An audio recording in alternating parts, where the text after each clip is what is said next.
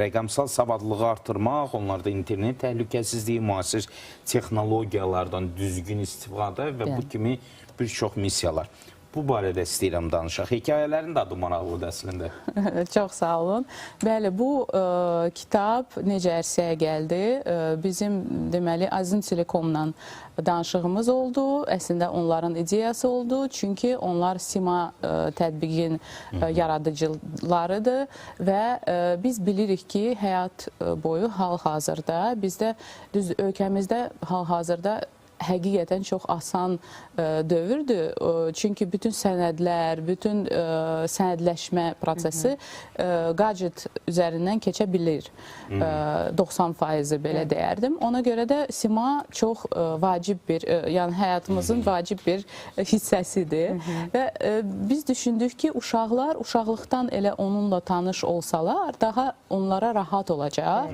Çünki ümumiyyətlə, əlbəttə ki, onlar gadgetlərdə dediyim kimi vaxtı çox keçirdirlər və təhlükəsizlik baxımından, sonra orada bir şəxs olaraq özünü tanıtım baxımından onlar hər tərəfli bunu bilməlidirlər ki, təhlükəli addımlar necə atılmalıdır. İnternet mədəniyyəti formalaşsın. Bəli, belədir. Necə davranmaq, şəxsi məlumatların ötürülməsində hansı təhlükələr, risklər var, bunlar haqqında məlumatlı olmaq. Yəni bu haqda sadəcə uşaqları məlumatla, informasiya vermək olmalı. Belədir. Çünki hal-hazırda bilirsiniz ki, çox gözəl qanunlar qəbul olunur. Rəhbərliyi ölkəmizin rəhbərliyi tərəfindən və o cümlədən təhlükəsizlik yönümdə internet təhlükəsizliyi. Və hal-hazırda düzdür, sosial şəbəkələrdə bizdə qadağa qoyulub ki, uşaqlar ora daxil olsun. Bəli, mən bunu çox dəstəkləyirəm.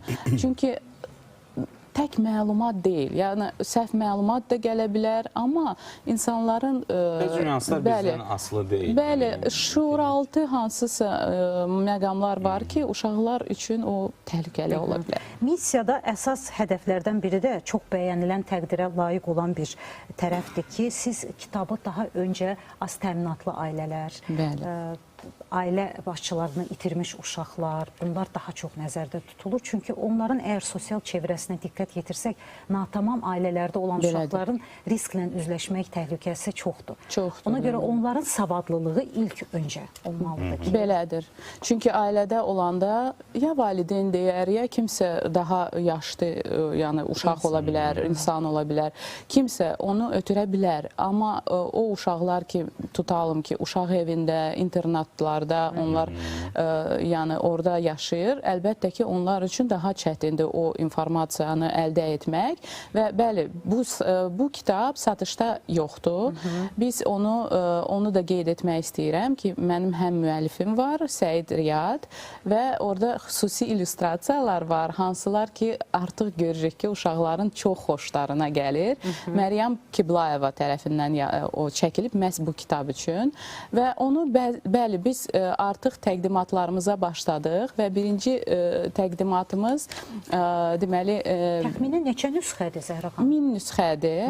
Hal-hazırda haradasa dənəsi... Yəqin davamlı sonra onu nəşr etdirmək çalışacağıq, bəli, çox istərdik əslində. Çünki tələbat görürük ki, əslində çoxdur və hətta onu bir sərgi var idi, orada da göstərdik. Adi ailələr, uşaqlarla gələn, bəli, uşaqlar o qədər maraqla götürdülər o kitabı. Çünki orada həm stikerlər var, həm o rənglik və ədəbi dilində yazılıb. Yəni o informativ bir kitab, amma hekayələrlə yazılıb. Bir qədər əyləncəli formada ki, uşaqlar onu uşaqları cəlb eləsin. Bəli, hətta biz Bərdə şəhərində Dost İnklüziv evinin orada şöbə var və biz o şöbə ilə inklüziv olan uşaqlar üçün deməli təqdimat elədik.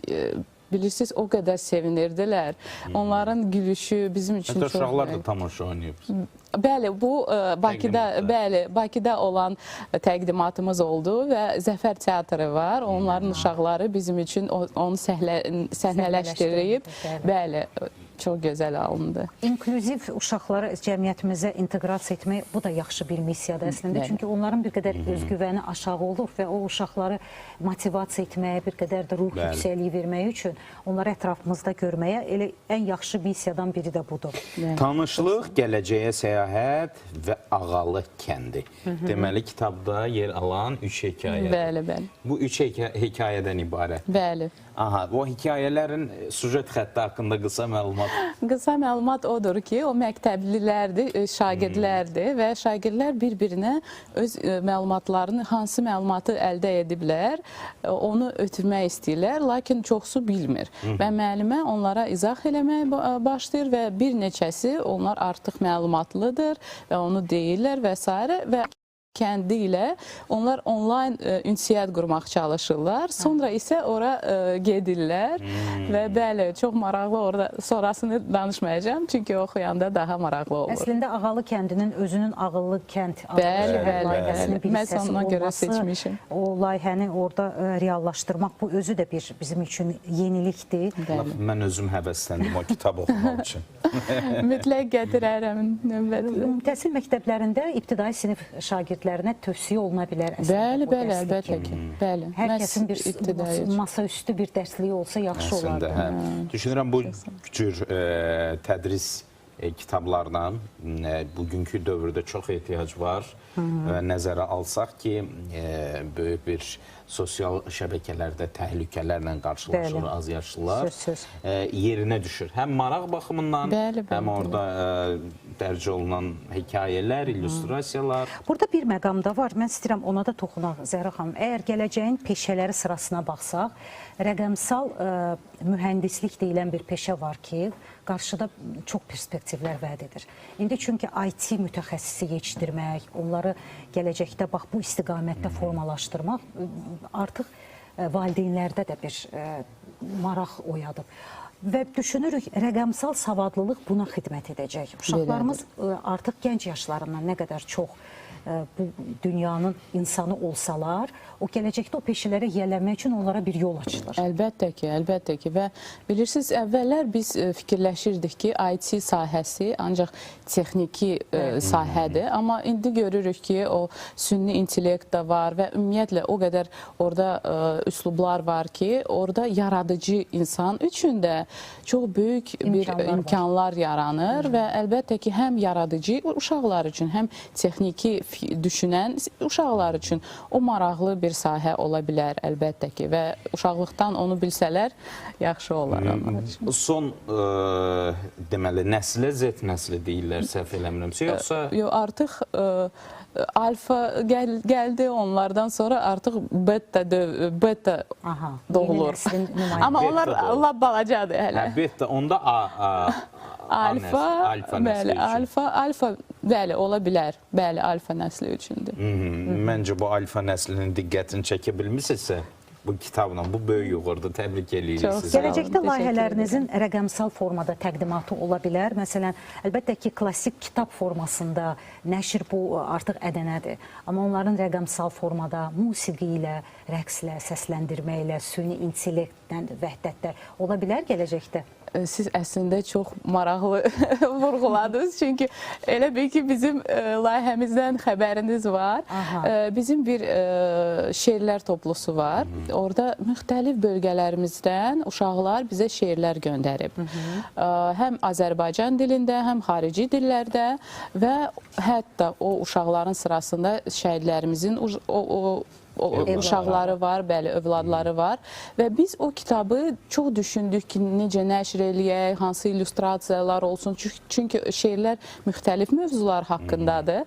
Amma bu yaxınlarda biz belə fikirləşdik ki, elə onlayn olaraq bir layihə eləyək və onu həm çap etmədən kitab formatında təqdim eləyək və o, belə deyim, rəsmlər orada Canlansın. Bəli, həm süni intellekt tərəfindən canlansın və çox maraqlı belə musiqi ilə O mənimsəməni daha rahat formada Əlbəttə həyata ki. keçirmək mümkün olur. Bəli, uşaqlar üçün Və xüsusilə texnologiyalara yaxınlaşmaq, bir qədər də Belədir. onun dilini bilmək, öyrənmək bu gözəl bir ənənə qoya bilər.